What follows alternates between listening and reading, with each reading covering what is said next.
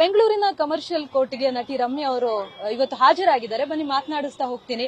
Madam, ಇವತ್ತು ದಾಖಲೆಗಳನ್ನ submit ಮಾಡೋದಕ್ಕೆ ಬಂದಿರೋಂಥದ್ದು. ಈಗ ಆ ಪ್ರಕರಣ ಯಾವ ಹಂತದಲ್ಲಿದೆ? ಇನ್ನು ಕ್ರಾಸ್ ಎಕ್ಸಾಮಿನೇಷನ್ ಉಳಿದಿದೆ. ಸೊ ಅದು ನೆಕ್ಸ್ಟ್ ಡೇಟ್ ಮಾರ್ಚ್ 19ಗೆ ಕರೆದಿದ್ದಾರೆ. ಸೊ ಅವಾಗ ಕ್ರಾಸ್ ಎಕ್ಸಾಮಿನೇಷನ್ ಆದ್ಮೇಲೆ I think my lawyers best suited to tell you next ಏನಿದೆ ಅಂತ ಪ್ರಾಸೆಸ್. ಮೇಡಮ್, ಈ ಕೇಸಲ್ಲಿ ನಿಮ್ಗೆ ಜಯ ಸಿಗುತ್ತೆ ಅನ್ನೋ ವಿಶ್ವಾಸ ಎಷ್ಟು ಮಟ್ಟಿಗೆ ಇದೆ ಅಂತ ಹೇಳಿ?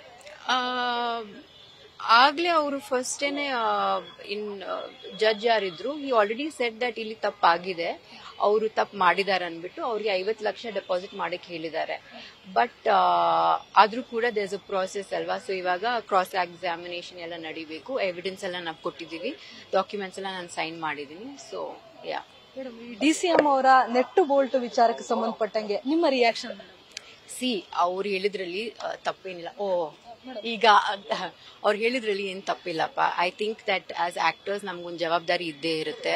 ನಾವು ಒಂದು ಸಮಾಜದಲ್ಲಿ ನಮ್ಗೆ ಒಂದು ಪೊಸಿಷನ್ ಕೊಟ್ಟ ಮೇಲೆ ನಾವು ಅದನ್ನ ಒಳ್ಳೇದಕ್ಕೆ ನಾವು ಯೂಸ್ ಮಾಡ್ಕೊಳ್ಳೇಬೇಕು. ಇದು ನಮ್ಮ ನಾಡು, ನಮ್ಮ ಜನ, ನಮ್ಮ ಇಶ್ಯೂಸ್. ಸೊ ಹಾಗಾಗಿ ಆಸ್ ಆಕ್ಟರ್ಸ್ ನಾವು we have to speak out, right?